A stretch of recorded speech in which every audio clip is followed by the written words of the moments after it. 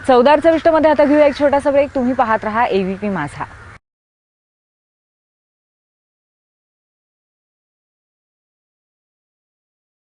डिटॉक्सचा महत्त्वाचा उद्देश असतो शरीराला वेगवेगळी न्यूट्रिएंट्स पुरवणं, वेगवेगळी विटॅमिन्स, मिनरल्स आपण भाज्यांच्या आणि फळांच्या रूपानं शरीराला पुरवत असतो।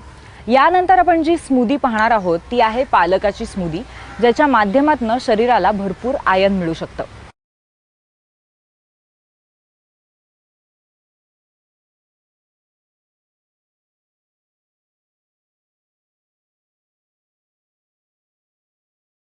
आता ही जी मी स्मूदी सांगणार आहे ही एक खूप वेगळी स्मूदी आहे।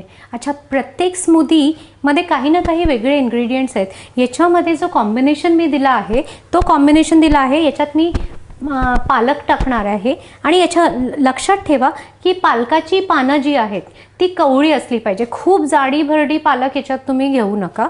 मग त्याच्यानंतर मी संत्रे सोलून ठेवलेले आहेत हे याच्यात टाकणार आहे, कोथिंबीर याच्यात टाकणार आहे आणि शिवाय याच्यामध्ये काकडी टाकणार आहे। तर ही जी स्मूदी बनणार आहे ही पुन्हा एकदा शरीराकरता खूप चांगली स्मूदी आहे। कोथिंबीरचा मी याच्यात भरपूर उपयोग करणार आहे। ॲक्च्युली कोथिंबीर ही अशी एक प्रकारची भाजी आहे जी शरीराला, किडनीला क्लीन करते। बघा कसं असतं की जेव्हा आपण कोणत्याही आपल्या शरीराला आपण डिटॉक्स म्हणतो याच्याकरता, तर आपल्या शरीरामध्ये काही पदार्थ असे असतात की ज्याच्यानी आपल्याला कॉन्स्टिपेशन किंवा असे दुसरे इतर त्रास होतात आणि त्यामुळे काय होतं की तुमचं लिव्हर ज्याचं जे मुख्य कार्य असतं फॅट बर्निंगचं ते सोडून बाकी दुसरी कामं त्याला त्या जे टॉक्सिन्स आहेत ते जे आपल्याला बाहेर काढण्यात त्याच्या कामामध्ये लागतं। त्यामुळे शरीरामध्ये हळूहळू ग्रॅज्युअली का नको पण ते फॅट मेटाबॉलिझम स्लो होतो आणि तो आपल्या शरीरामध्ये साचायला लागतं। तर मी याच्यात कोथिंबीर जाड जाड चिरून टाकली आहे। याच्याच बरोबर मी याच्यात एक 8 ते 10 पानं पालकाची टाकणार आहे। यालाही मी खूप बारीक चिरत नाही आहे कारण ऑलरेडी ह्याला मिक्सरमध्येच आपल्याला टाकायचं आहे। मी याच्यात टाकलेलं आहे।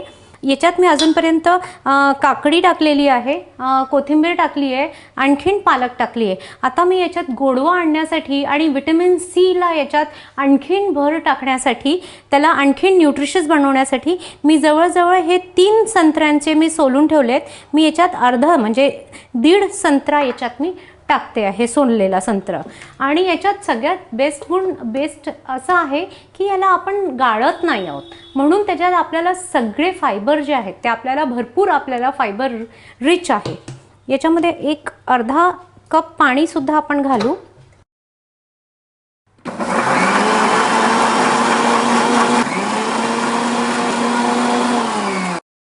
आता हे जे स्मूदी आहे याच्यामध्ये ही झालेली आहे। मी याच्यात 2 कारणांमुळे मी याच्यात संत्र टाकलं। एक तर आपल्याला याचा स्वाद चांगला येईल, दुसरा संत्र्यातला जो विटॅमिन सी आहे तो आता आपल्याला सगळ्यांनाच माहिती आहे की पालकमध्ये भरपूर मात्रामध्ये लोह पदार्थ असतात।